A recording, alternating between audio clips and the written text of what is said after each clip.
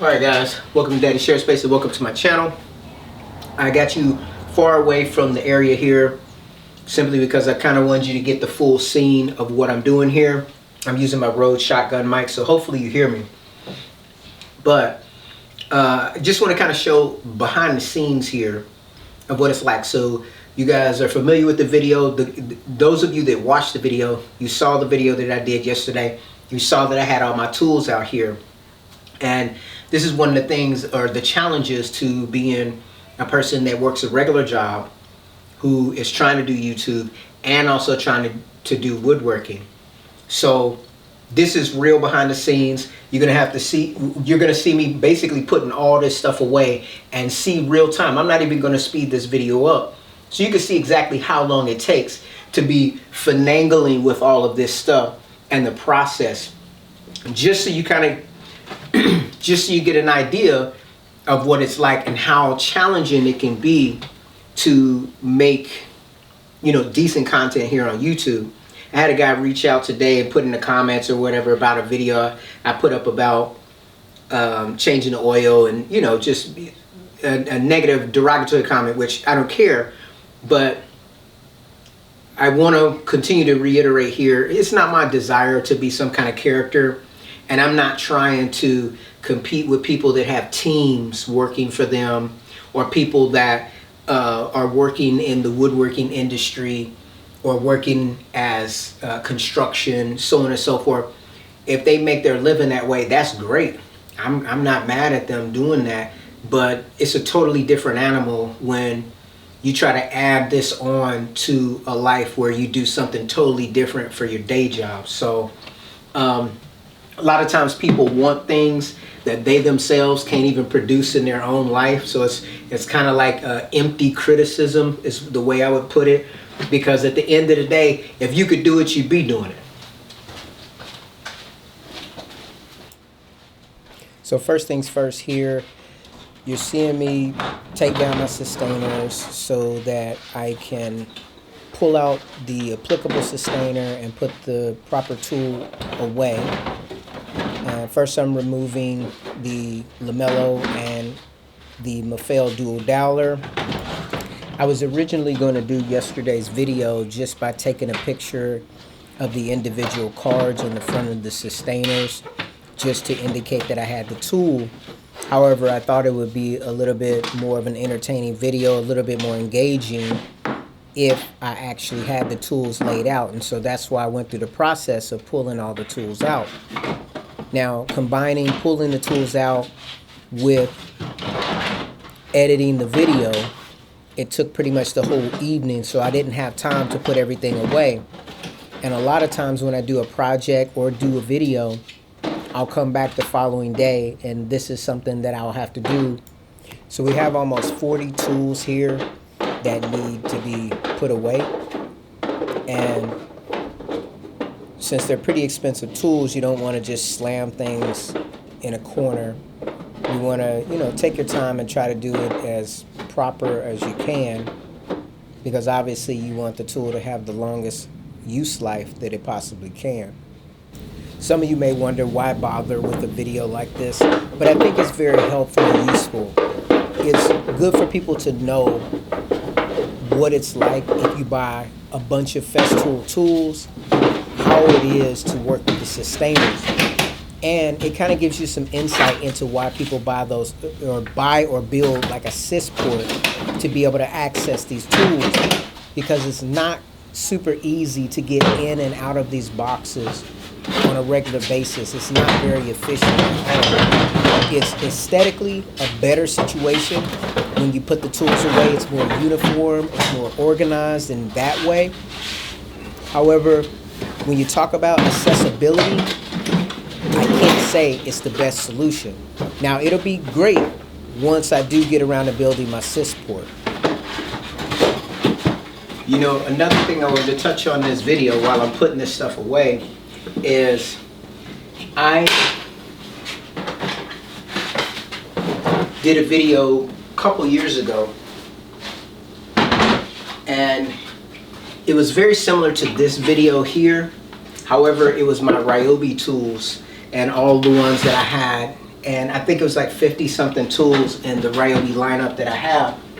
And that video to date has 39 views, and it just kind of shows the popularity of a brand like this, Festool versus Ryobi. 39 views after about 3 years, 2 or 3 years of being up on YouTube. People just aren't that interested in those tools.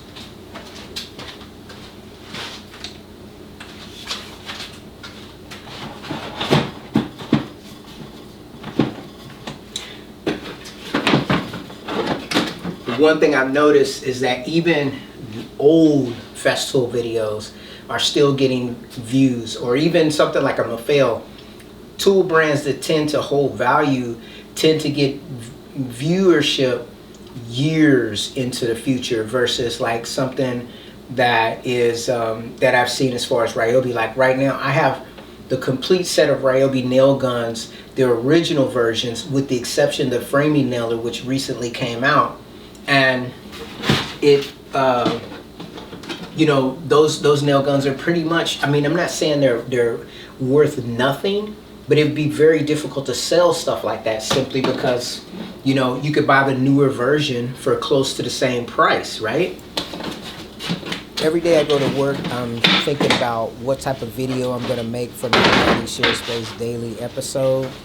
And it seems like when I get up and I go to work in the morning, I feel super prepared and I feel like I have all these great ideas. And then as I think about them throughout the course of the day, and by the time I get home, I'm often thinking like I've thrown most of the ideas out the window.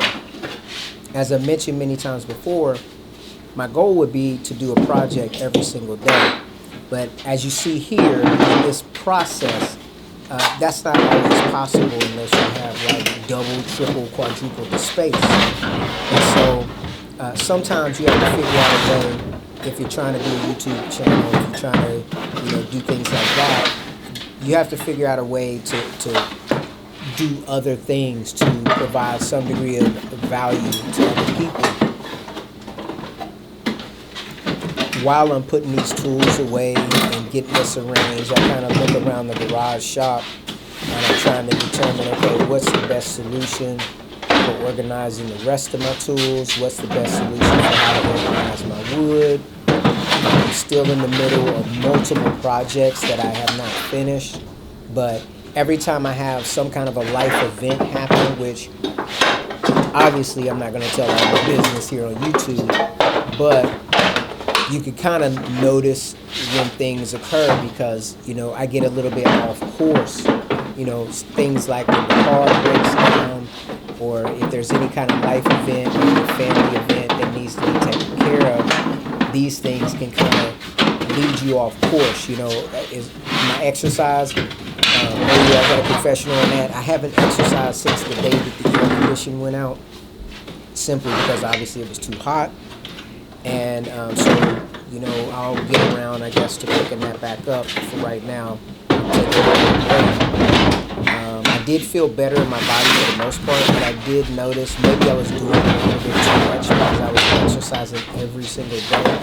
I did feel drained towards the end, and on that day when we were having a heat wave, I was feeling exhausted, so I didn't even bother to do it. Of course, a lot of times, like if I get knocked off my little routines, then I will go back and recalibrate and maybe come up with a new process or a new flow, or eventually maybe I'll go back to that original process. But it just depends. But yesterday when I came home and I decided to do this video about all my tools, I was thinking about that prior to, but as I said, the day before, yesterday, I had just taken pictures of all the labels. I was gonna, you know, do the video like that, but then I had only done maybe a 30-second clip scanning the tools that were on my workbench, and it wasn't all of them, and so I couldn't formulate that into even a 1-minute video because I would have to go back out to the garage and re-record. And as I was thinking about going back out there, I was like, well, then I might as well add something else to say. And that's what kind of brought me around to the idea of just going ahead and just pulling all the tools out, biting the bullet, and doing the video over, which I did, and you guys have already, or people that watch it have already seen it.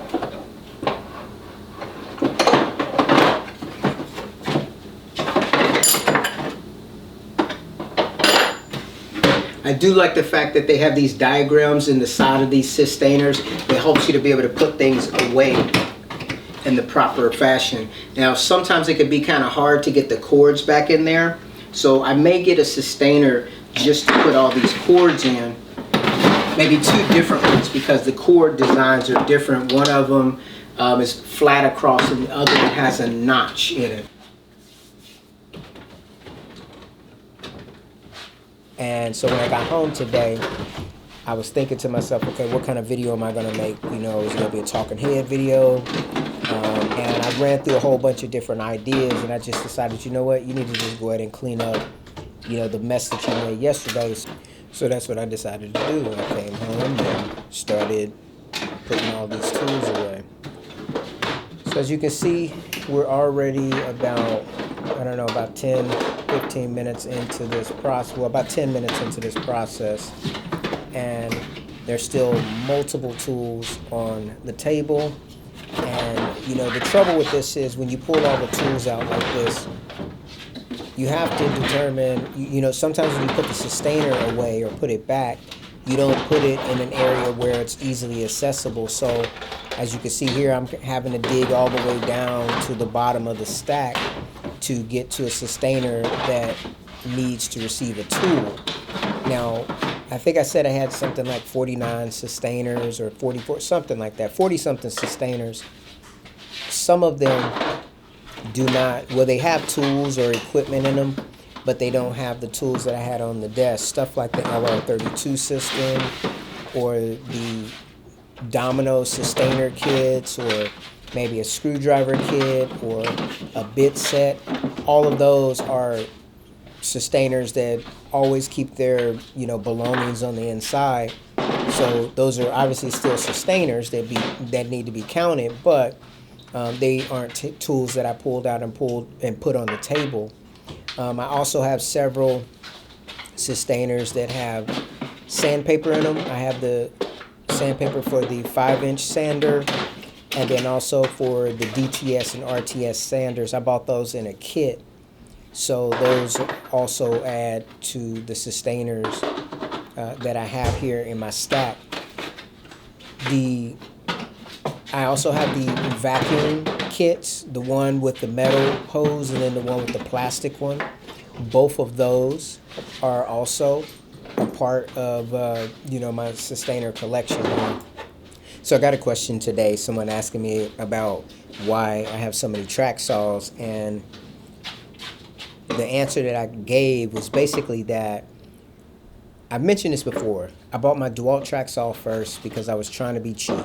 It was the cheapest track saw that I was aware of at the time, and I used that track saw for probably a year, maybe a little bit more, and I basically just really enjoyed the functionality of a track saw. It took me away from having to use a table saw or having to even really consider seriously a table saw.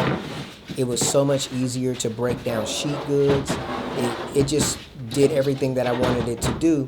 And the more I got comfortable using it, I started to learn more about track saws, and then I realized that they made things called parallel guides and angle squares, and I wanted that for my track saw. Now, I bought my DeWalt so long ago that there were not third parties making things like MFT accessible equipment or parallel guides or right angle squares. That stuff wasn't available because DeWalt has a unique rail. It's got the ability to cut on either side of the rail. It's got the dual cut strips, and so that's when I decided to pick up the Makita. Now, the Makita was also me trying to be cheap. I was trying to stay away from the Festool brand, to be quite honest. And so I bought the Makita, and it opened me up to be able to use the TSO parallel guides. It opened me up to be able to use the TSO rail square, all of these things. And it just made me want to do more with the track saw. And And that's when I learned about the Festool MFT. And the Festool MFT gives you that ability to kind of make repeatable cuts in a, with the guide rail and everything like that. And I just, for myself, basically, I guess, like I said in my answers, that was kind of like a vanity action, because I thought, well, if I'm going to spend $800 on an MFT, I might as well just go ahead and spend $700 more and get the matching saw. And that's when I bought my TSC 55 KEB. And so I bought that and I utilized it, and I enjoyed it greatly. Liked the fact that everything matched. And then, I don't know, for some reason I was on Craigslist and I just happened to Google Festool tools, and I came across a guy in my local area who was selling the C18 drill and the Festool TSC REB track saw. And the price, looking back, I didn't really get that much of a steal because I didn't get any batteries with it. So it was, I wouldn't say I got the hugest discount. But I picked those up. That was just kind of like a splurge purchase. It wasn't needed or required. And so that's how I got my second cordless track saw. And then I can't remember if I got the HKC next or if it was, I think it may have been the HKC. I picked up the HKC because it's a very unique saw. It has the FSK rails, which gives you the ability. It kind of is allegedly like a miter saw replacement. I don't know if I 100%, I mean, maybe in a pinch you could call it that, but I don't know if I 100% agree with that, because I prefer using my TS60 with the wings over using the HKC. Now, I do see areas like if you're doing one-off cuts or something like that, or if you're not doing something that has to be super accurate as far as like, say you were measuring like 10 boards and they all needed to be like 8 foot or 7 foot or 5 foot, then I think using, well, I guess not 10 foot, but basically if you wanted something to be like 5 foot over and over, I still think the miter saw is a better option for 2x lumber. But if you're doing like, say, a measure once, cut once, or something that's more custom, that's where I feel like the HKC comes into its own, because you don't have to have the whole setup for the K-Pex or a miter saw. You can just use that one saw and get miter cuts, which I think is super useful. So I got that saw because it was just a unique situation. And then for the longest time, the Festool TS75 saw was completely out of stock, like everywhere. And so as a result, I was looking around for it, and there was like rumors that it was not going to be made anymore, to tell you the truth. And I saw people online just asking, hey, is this going to still be a thing? And then I think I ordered mine I pre-ordered it, I believe, from Toolnet, to be honest. And I bought it, and all the saws that I bought, except for that TSC 55 REB that I bought used, I always buy it with the rail, because you get the rail at a discounted price. So that's when I bought the TS75, and I bought it because I wanted the deeper cut capacity. Back then I was thinking about trying to rip stuff like 2x4s, and I wasn't really thinking that deeply into it, to the point to where I understood the fact that it wasn't deep enough. I even looked at the Mafel offerings and realized it wasn't going to do what I wanted it to do. But anyways, I bought the TS75, and I kind of agree with some other people that have spoken about the TS75, where basically you have to consider the fact that you may not actually use it that much. I mean, you can use it all the time if you want to. You don't need the TS55. You can get away with just using the TS75, which gives you that added cut depth, but it is a heavier saw. And if you don't want to be messing around with all that weight, or if you don't want a corded saw, then the TS75 may not be, your thing. And, I can vouch for the fact that having a TS75, is very convenient and useful. And it's obviously, there's a cool factor to it. But like some people that are a lot more experienced than me, I can agree with the fact that, you may not use it as much as you think you will. And if 99% of your actions can be done with something like the TS55, then that may be a better option for you.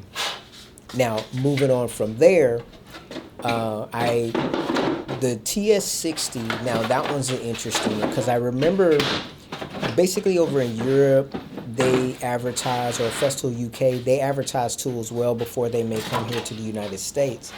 And they advertised the TS60 and I think the TSV60 at the same time over in Europe. And I wasn't certain if they were going to come to the US, but when they did come, Festool decided to release the TS60 first. And they didn't necessarily indicate at that time, I don't believe, that the TSV60 was coming. I'm not 100% sure. I may not be. I don't believe they released them at the same time. Let me just say that for sure. But I think there was a span of time where I was like, are they going to release the TSV60? So I picked up the TS60 because I wanted that newer saw that gave the ability to use it with the FSK rail, but also gave a deeper cut than the TS55. And if you use the HKC saw with the FSK rail, you can't cut 2x lumber at a 45 without leaving a little bit of a ridge. So the TS60 kind of alleviates that and gives you the ability to cut, albeit with a cord, but it gives you the ability to cut all the way through 2x lumber at a 45-degree angle. And then obviously around the time when I picked up the TS or the CSC Sys table saw was when they came out with the TSV60, and I was like, oh man, this is really going to destroy my wallet, because I knew I wanted to get the table saw, even though it was very expensive at $2,000, but I also wanted to get the TSV60 because depending upon what you want to do, the TSV60 can do everything you want it to be, everything you need it to do. It's not quite as deep of a cut as the TS75, but what it does do is it provides you with the ability to have a deeper cut than the TS55. You can use it with the HKC or the FSK rail, which gives you that deep 45-degree angle, but then in addition to that, you also get the ability to cut laminates and veneers if that's something that you're into. And so this it's a fully functional saw, but the trade-off is it has a hardwired cord, and the other trade-off is the fact that it's heavy by comparison to the TSC55. Now, maybe, I don't know 100%, maybe there's a possibility that I would have got the TSV60 if it would have came out at the same time as the TS60. I don't know, but now that I have that whole lineup, there's only one that I'm missing, which is the TS55 FEQ, which is the corded version of the 1.8 blade saw. I've been considering picking that one up just so I do have the full lineup of the Festool tool system as far as track saws, so that when I do my videos, I can switch from one saw to the next saw to the next saw, and as I get more familiar with each one, doing YouTube, I can kind of report back and give information to people that may be interested on my findings in using them in everyday projects that I complete. And then over time, I hope to be able to offer my own perspective and insight into, like, if you're this type of person, I would go with saw A, or if you're that type of person, I would go with saw B. That's the overall goal, and that's just like a general service that I wouldn't mind providing to the general public, because I think it's very helpful and useful to have people that are doing tool reviews that do spend the money out of their own pocket and that are not necessarily looking to be getting sponsorships, to where you may be restrained on what you can say. Like, I'm quite sure that, I heard Sedge one time on Festool Live when he was talking about the HKC 55, and he acknowledged the fact that the HKC 55 does not cut all the way through. He downplayed it. He didn't misrepresent the saw at all, in my opinion. but he did kind of downplay it by basically saying, oh, it's just a little nib on there. You just kind of, I just sand it off or something to that nature.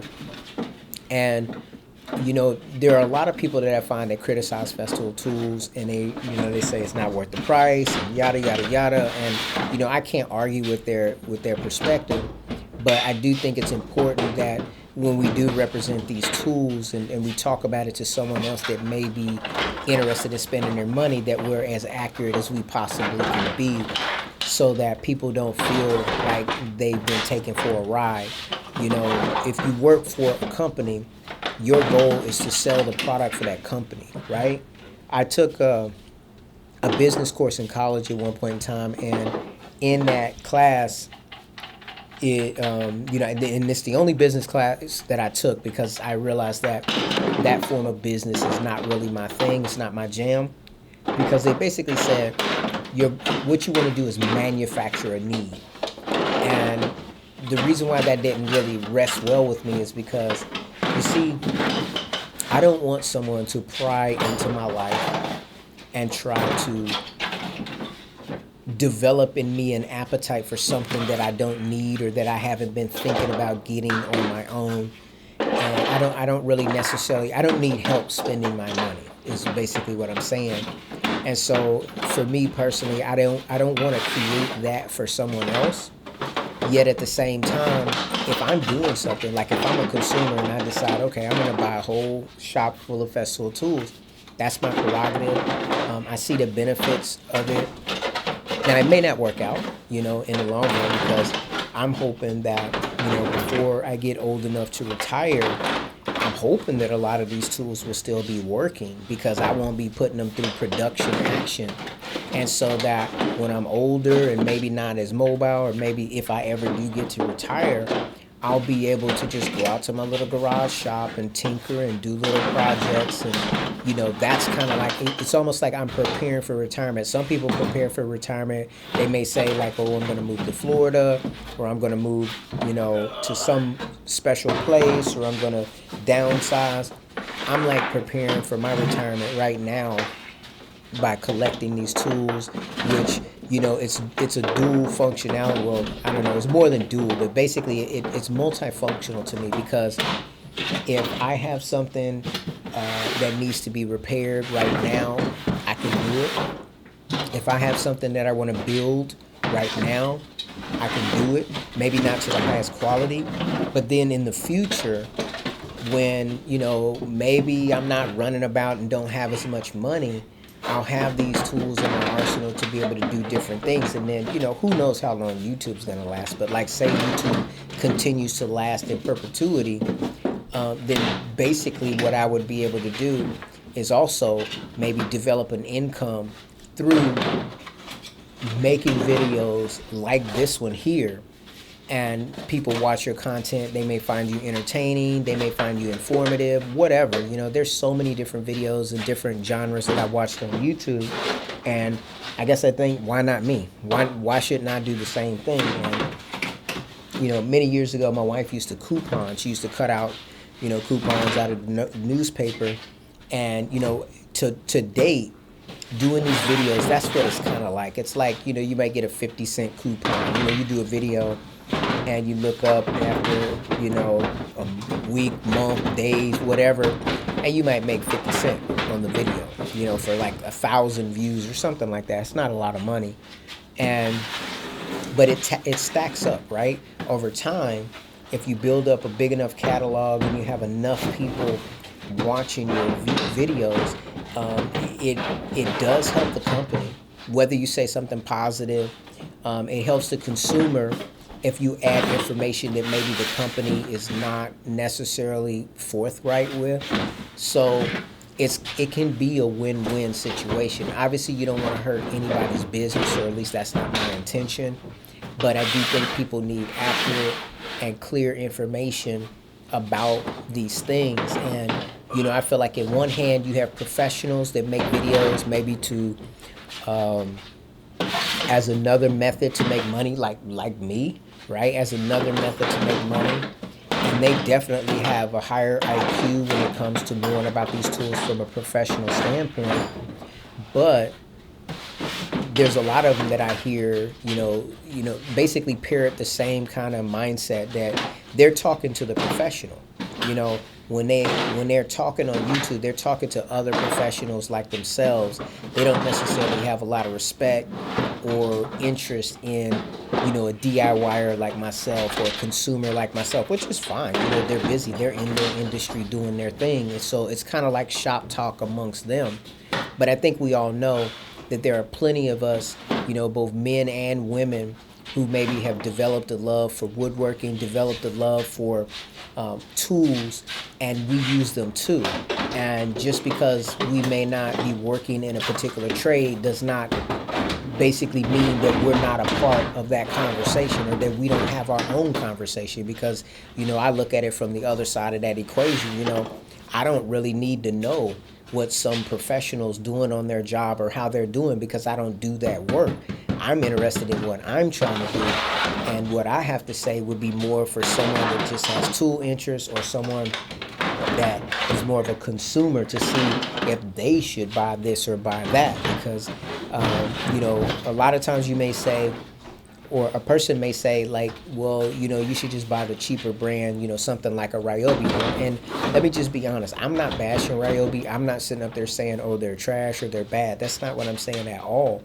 But what I am saying, you have to know what you're thinking about. Like, I want to say I have about, I'm for sure under $2,500 worth of Ryobi tools in my shop.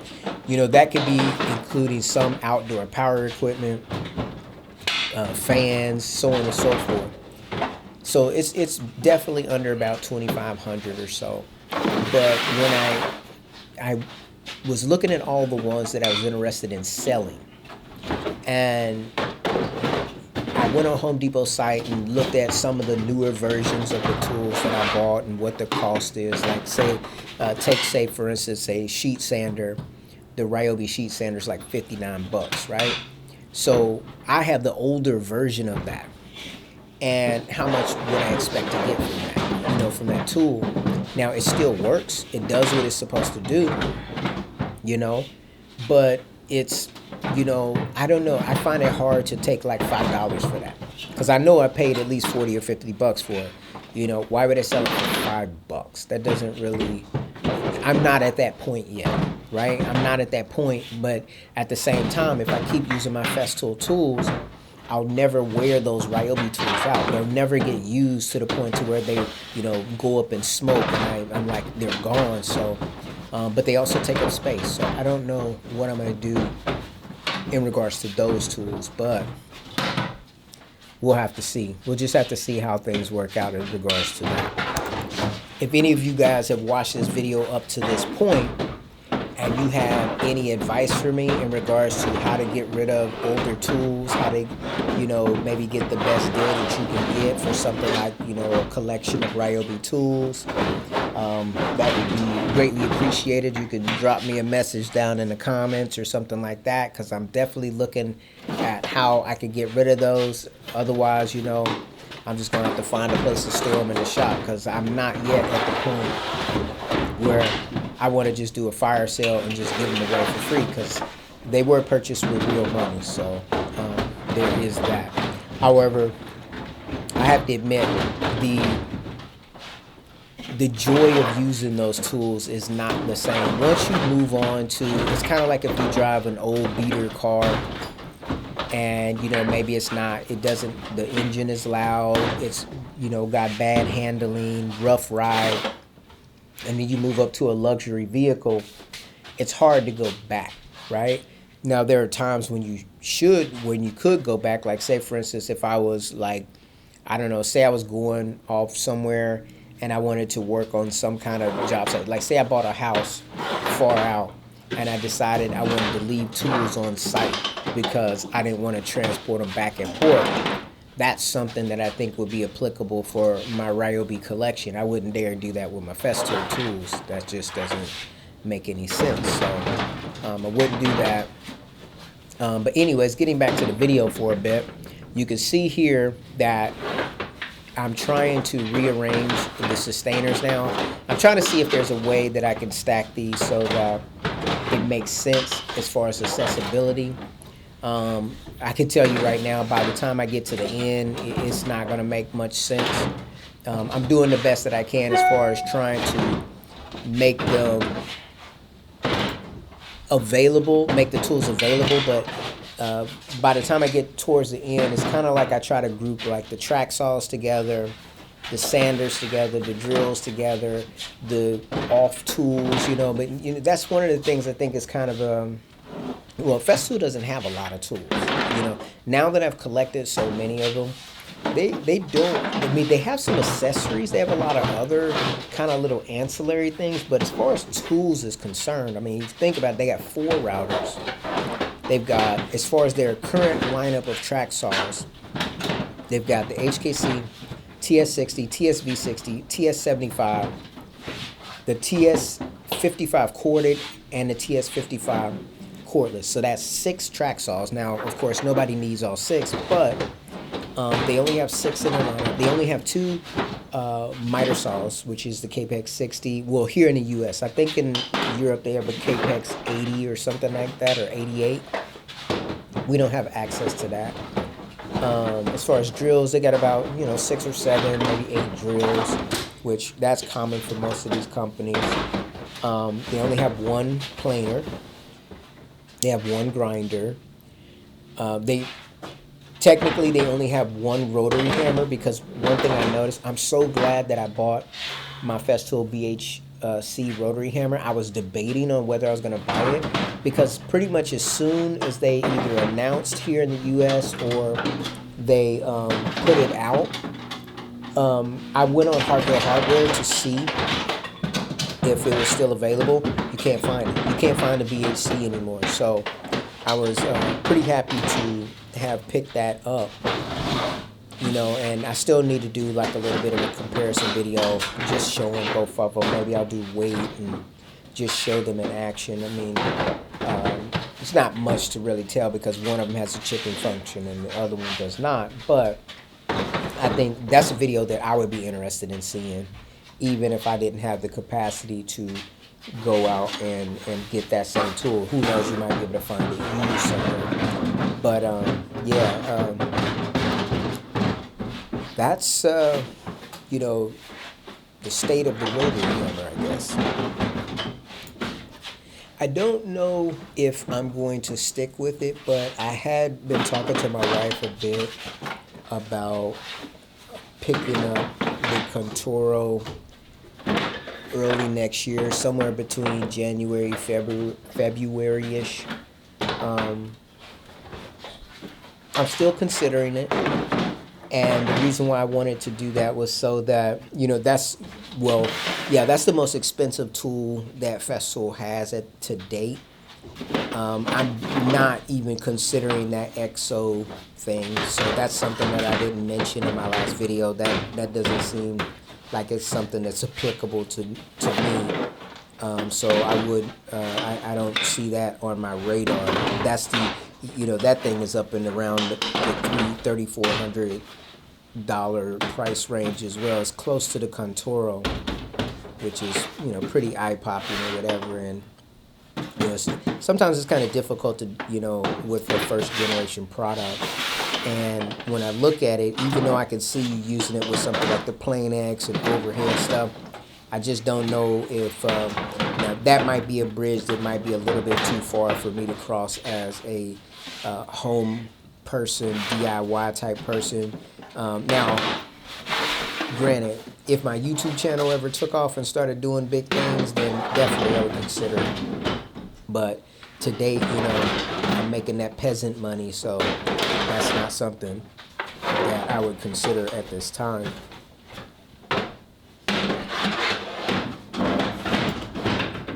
So one of the things that I've been talking to my wife about and considering, and I may have shared it on the channel already, but so I've been doing a lot with 2x lumber and jacking around with that, and just having a terrible time trying to mill that stuff.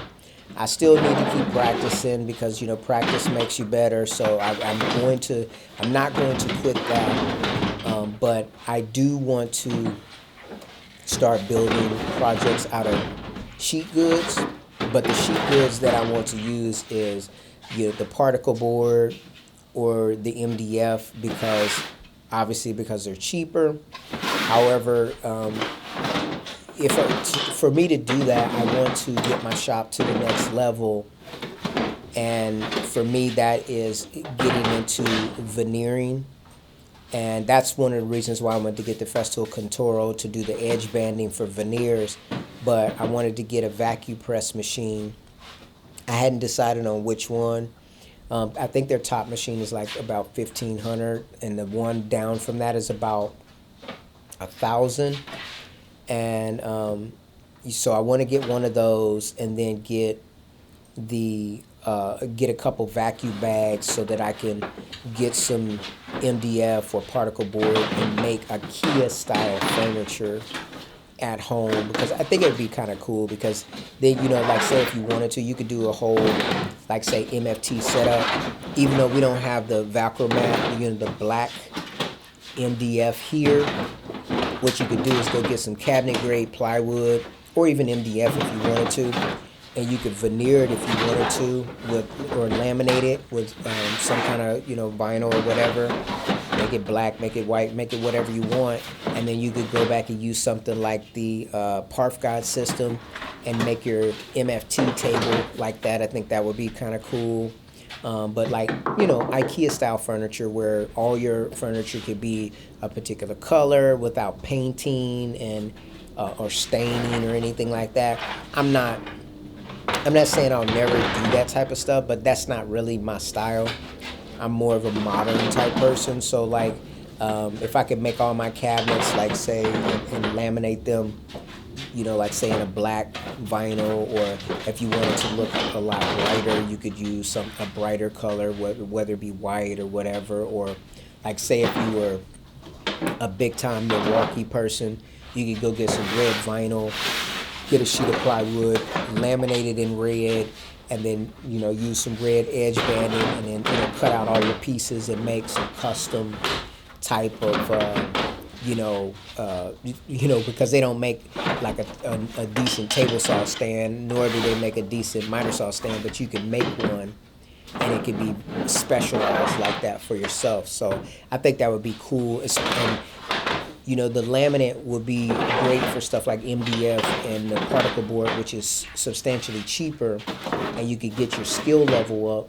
And then once you got your skill level up, then you can move on to using just regular cabinet grade plywood, not the stuff with the like maple or whatever, because you wouldn't really want to buy that and then cover it up with laminate. But you could get the cabinet grade and then laminate that. And, I just feel like the opportunities are limitless when you start looking into laminating stuff or whatever. So I look forward to building my shop up to that level. I'm still trying to consider, like if in the future, if I should get like a dashboard table, or if I should get like a bench dogs table, or if I should go the low-hanging fruit route and just get like a second MFT and get the STM to do rip cuts. All of these things are kind of like on the table for me. Idealistically, if I had my dream, I would probably get I would get the STM for the mobility and fold away storage part, and then I would get the bench dogs table, and that would be like if I was making videos, that would be my video table, right? That would be the table like if I was doing unboxings, whatever, because I just think that table looks super cool. And I would get the dashboard to do a lot of versatile things. But that's a lot of bread just for tables. But that's in a perfect world. Who knows? Maybe I'll do better on YouTube, and things will be a little bit more profitable and give me the ability to do those things. But if not, I'm gonna keep tinkering away. I need to stay focused. And the thing that I didn't mention when I talked about the tools that I wanted to get, I kind of took all of the workstations and tables for the Festool system, and I just politely push that to the side because that's another significant cost in their platform. You know, I figure if I just focus on the tools, whether it be the Contoro, the Plane X, those are the two most expensive tools I think that I have left on my list. Everything else, like the D-handled jigsaw, I think is like $379 or something like that without the battery. The if I do decide to get the corded track saw, just so I can provide more information for you guys, you know, in regards to like which one I like best or whatever, I may do that. That's, you know, that's not a, I don't find that to be an overly expensive thing, you know, choice, because it's $5.99 just for the saw, but if I pay $100 extra, I could get the 55-inch rail with it and, you know, do what I've been doing, marrying that to the rail. The real expensive ones, though, are, well, in my mind, are those sanders, right? You've got the RO90 or the Rotex 90, which is $525. You got the Rotex or the ETS 150, which is, I think, $575. Now, if I pull back and I don't get everything, then I would get the ETS 150 and the Rotex 90, and then I could just hold pat there, or I could get those two sanders and then get the two cordless, the DTS and the RTS, and I would just use the batteries and the cord from my ETS sander on those so that I could save, you know, basically 50%, because if you buy the kit that comes with two batteries and the cord with the battery adapter, you're talking about what is it, like $700 a piece, $695? That's a lot. Or you could buy it just with the batteries and it's about $560, $570, or you could buy the tool only for the RTS and the DTS and it's $299, which is the same price as the corded models. However, you have to have the batteries to take advantage of that. So there's that. Anyways, guys, we're getting close to the end of this video, and you can see how long it actually took for me to bundle all this up. I know this is a long video, I know it was a boring video, but I wanted you to see what it truly is like to get this done. As I'm finishing this part of the voiceover, it is 8:15.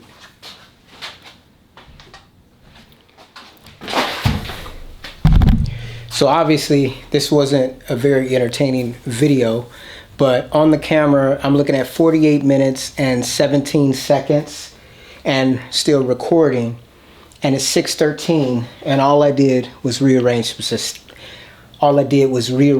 Systainers, and I still have stuff over here on this table, and I didn't put the Festool table saw away. It just kind of gives you an idea of what it's like in real life dealing with Systainers. If you don't have a drawer system to be able to pull your tool out, access your tool, use it, and then put it away, it can be quite the pain in the behind. Now, I do like the Systainers because, as you can see, it makes for a nice backdrop. It's very neat, but it can be difficult when you need to access tools, especially on the bottom row or even in the middle, and coming up with a solution where you put tools where you need them to where you can access them quickly is easier said than done. Across the top I have the drills, and then I have sanders going across, and then over on the far left I have my corded track saws, and then right next to that I have the battery powered track saws, and then I have the routers and all of the equipment that goes with them in that next row, and then the next row is all the domino stuff with the system, all the different domino Systainers and the domino connector Systainers. And that's what is this, the fifth row over. That's mainly tools that you don't use quite as much. I mean, the top one is the oscillating tool, but then below that I have the grinder, then the the planer, and then after the planer, I've got the BHC rotary hammer. The other rotary hammers over here in a extra large or a larger Systainer, and it's sitting on top of the RSC. So I have to come up with a solution where that's going to store better. And then over on the far right, I just have ancillary stuff. I do have one of the drills. I think that's the CSX12 at the top. I have a drill bit accessory kit that I bought, one of those special edition ones there. And below that is a screwdriver, a Festool screwdriver kit, like hand screwdrivers and such. Below that is a battery bank, or the dual charger Systainer. This dual charger is over here, it's not plugged in. And then below that I have the Mafel and the Lamello, and then I have my Bench Dog Systainers and Makita Systainers at the bottom. So, you know, whenever you're doing a project in a shop like this, you have to think about what you're going to do, when you're going to do it, how you're going to do it. This honestly took a lot longer than I expected, and so I think I'm going to wrap this video up here. I know a lot of people probably won't get to the end of the video, but for those that do, thanks, and I'll see you in my next one.